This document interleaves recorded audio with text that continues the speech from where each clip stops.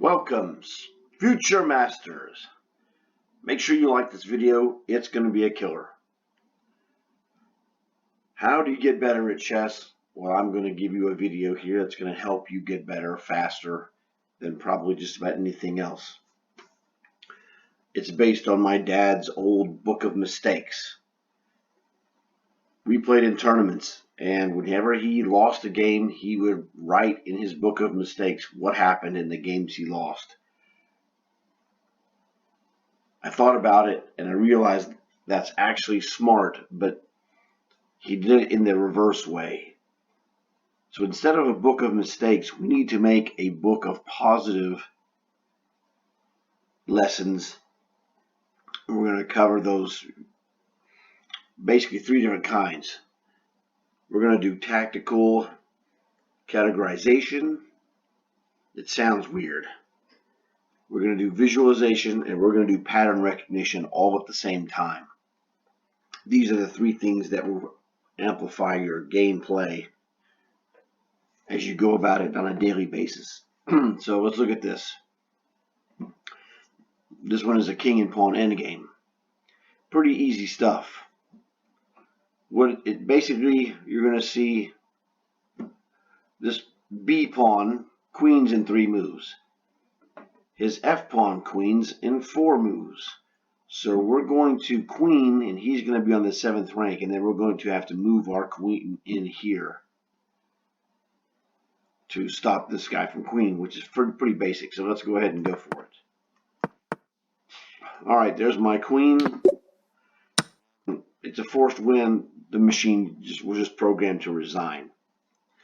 Don't worry about it. It's very easy. It was queen versus pawn on the 7th rank. It's very simple. I have videos about how to win those. If you don't know how to win it, go check out those videos.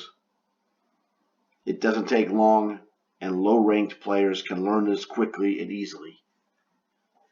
All right, now, pattern recognition. These are what I call the 3 blockers. They block the king from moving off of the back rank. So when you see the 3 blockers, or if the king is in the corner, 2 blockers. We want to look for a back rank check because you got a good chance of checkmating. So we have this rook can go back to A8. So rook to A8, where's he going to go? Rook B8, rook takes free rook, that's checkmate. Works for me. And this is your visualization. This is the most basic visualization.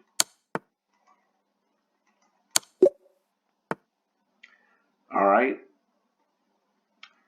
Here is a basic rook and pawn endgame. Not much going on. So, how do you win this kind of endgame? It's pretty simple.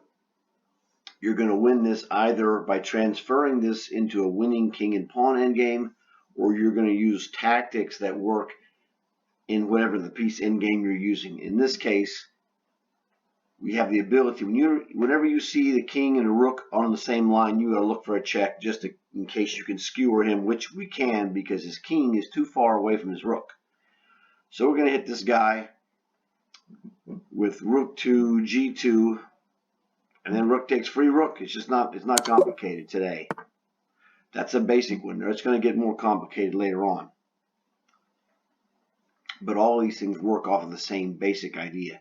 This one is he has just made a bad move into a double attack. The queen and bishop battery line up on this bishop. So we have the queen, all the pieces that work in lines, queens, bishops, and rooks, have an X-ray effect. This queen has an attack that X-rays through this bishop to this square. So bishop attacks this square, queen attacks this square. We have 2 attackers here. He has 1 defender. So this is kind of basic stuff. Bishop takes bishop. Knight takes bishop. Queen takes knight. And we've just won a knight for nothing. So let's take it.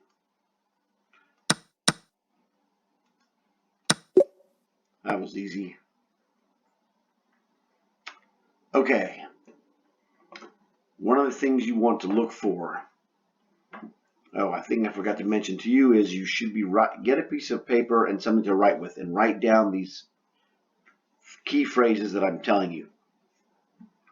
In this case, we're looking at what I call an oddball position. There's something odd about this position. We have ripped open this file. His king has no moves. So if the king is trapped with no moves, we'd like to look for a check, because if we find a check, it's probably going to be checkmate, unless there's protection. But here, bishop takes f6. This is just what I call the whoops checkmate. Whoops checkmate. Oh, good grief, Charlie Brown. This one is a discovered check. We're going to move our rook, and our bishop is going to check this guy. And it's going to actually be, and we're going to take, so what happens is you can move this rook to any square you want, because he can't, well, if I go to f7 or e7, king would take my rook. But anything else, the king's going to move or respond to this check, and you're going to do whatever you want. I can play rook takes rook for free. This is a double check. This move is double check. I have a rook on d1 guarding this rook, so the king cannot capture it. When you have a double check, the king must move. So he'll go king to e7, and we're going to play rook on 1 to d7 checkmate.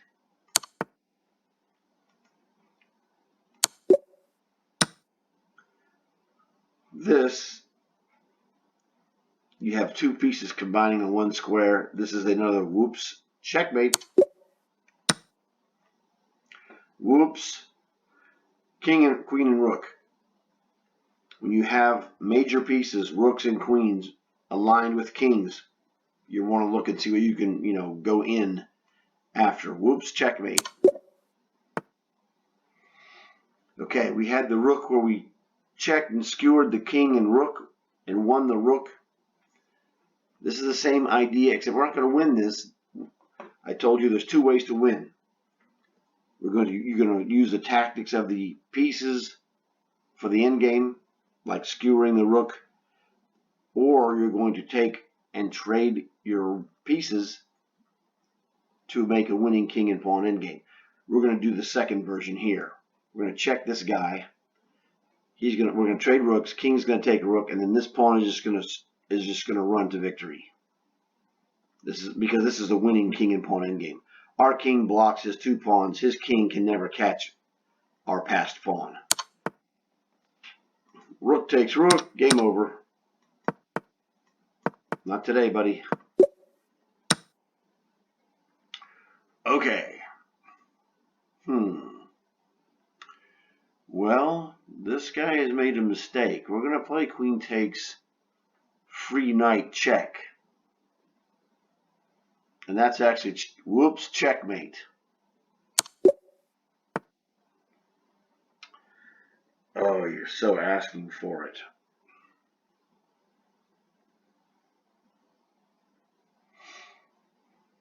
All right, this is what I would call an oddball position. You just don't see kings on the rim of the board in front of his pawn structure. So we want to look for ways. Well, we want to analyze this and see that this king has no moves. This b3 is covered by two pieces. a4 is covered by the rook. If I can check him, it's checkmate, right? So, kind of speaks for itself. Knight c4, checkmate. Whoops, checkmate. Okay, here's a key one that you should be writing down. Any of these phrases that you've not heard or seen today, you want to write these down. This is going to be check on an unblockable diagonal. And with queens, it's super powerful. Simple move. Queen to d4, checkmate. He's got no defense, as you can see. He cannot do anything with this dark square diagonal. This is just a checkmate. Whoops, checkmate. All right. Now, here's a good one. Now, you got to look at this, what's going on. Here's my father's number one rule. What is he trying to do to me? He's trying to do this. Rook to a5, discovered check from the queen, and then rook takes my queen for free. No thanks, buddy. So what happens here is that I need to check this guy. If I don't check him, I have to deal with this discovered check, and I have to move out of the way or something. Because if I don't check him, he's going to destroy me and take my queen. Fortunately for me, I see I have a deflection, and which is a removal of defender, which gives me a checkmate. I can check him rook to f1, and you'll say, well, that's just a terrible move. He's going to take your rook. That's true. He'll play rook takes rook, and you'll see why in a second. I will play rook takes rook on f1 check. He's forced. This is what is known, this rook and bishop. Let me put this rook here. This is what I call a corner mating pattern. So he has to capture this rook. It's checkmate if he doesn't. So he'll play rook takes rook first, and you'll see why in a second. Rook takes rook. I'm going to play rook takes rook check. He's forced to play knight takes rook, and then you can see what's going to happen. Told you. Told you. Now, this is checkmate in one. What happens is now this knight has been deflected from the job of blocking the second rank. Queen can move and checkmate right here. So I saw this in visualization. This is why you work on visualization. Right here, I saw that in visualization, I have queen to g2 checkmate if I can make this knight move. 1, 2, 3, 4, and the fifth move is queen to g2 checkmate. So this was an easy visualization checkmate. When you have two rooks, this is known as a sideways ladder checkmate. These rooks each own, if I went here, I'd own the F and G files. But instead of F and G, I'm going to go rook h3 check, owning G and H files, and that's going to be the sideways ladder. The vertical normal ladder would be, owning the 6th rank and then owning the 7th rank. Well, actually, this would be the, squares on the third, A through H3, and if I move this rook here, it would be, A through H4. So this is a sideways ladder checkmate. This is the bump and score. The bump and score is very easy and super powerful. What we do is we're going to checkmate this guy on f8. The problem is he's got a rook and a king guarding this square. So we want to bump his king back here, protected by our rook. Bump. And now it's 2 versus 1. He's got one defender of f8, and we have 2 attackers. Queen sacrifice. Rook takes rook, checkmate. Okay, here's the good one. We own this h7 square with 3 attackers. He's got 2 defenders, king and knight. If I play queen to h7, knight takes free queen, and you lose. But what we want to do is we want to play bishop h7 check. This king has no moves. He can go to the corner, or he can take it. If he plays knight takes bishop, queen takes check, queen takes f7 is checkmate. So,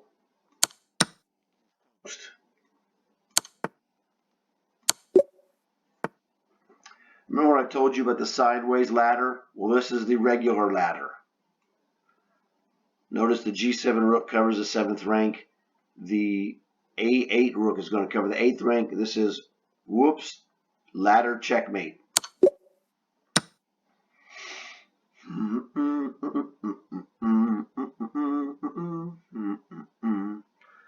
Here you go.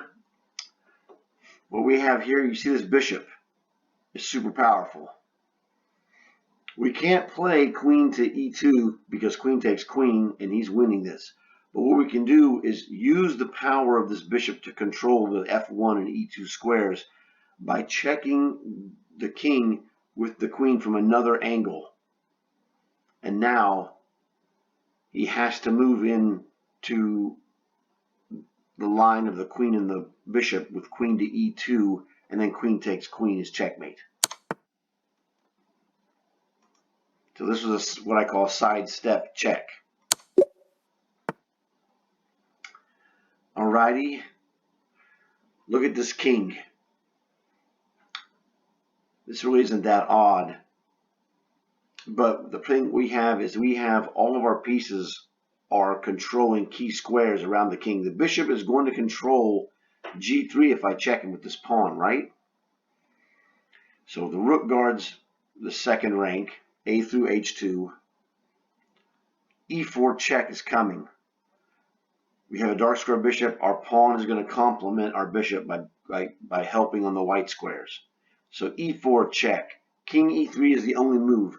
I have a rule that says if you're checking this king in a mating attack and he has only one square to go to, you're probably winning. So e4 check, king e3 is the only move he has. Now, we have just a killer, bishop c5, looks like checkmate to me. This is my visualization powers. So let's look and see. Notice, rook guards all those squares, pawn guards it, king and bishop guard it. Nothing guards this. Well, bishop is going to guard it as soon as I go here, and I told you, bishop to c5, checkmate. So my visualization skills were correct. You know, you can make mistakes, and I make mistakes too, so you got to be very careful. And that's what I was doing. Here we go. What are we going to do about this guy? Well, 3 blockers, right? Except this one can move. But he's temporarily a blocker. So we want to hit this guy on the back rank. Queen e1 check. Bishop to f1 only move. Looks like he loses because bishop to c4 threatens what I call unstoppable checkmate. Now, this guy is going to unleash the beast against our h6 pawn. But this bishop is out of the way. We have a clear path for the turtle to run king g4 and king to f3. So he really cannot checkmate us at all. We got this guy. My setup here is going to be devastating. And bishop c4 is crushing. Oh, that's just too easy. He didn't even try to go after our king. But if he tried to check us, like rook, doesn't matter. Let's go rook h7 here, king here, pawn checks, king f3. He's got nothing. He could bring rook forward to check once, and then bishop takes free rook, and it's game over. So the computer at this lower level plays the garbage move. Queen takes free bishop check. You're smoked. All right, that's 20. This was stage 1. This is the easy and intermediate problems. So we're going to stop this one here, and I'm going to do section 2, and we're going to look at, intermediate to hard. So, terrific stuff. Hopefully you enjoyed this. Not too long, almost 20 minutes. So we're going to go. I'm going to get out of here, and I'll see you in a few seconds when you check out my other video. All right? Talk to you later.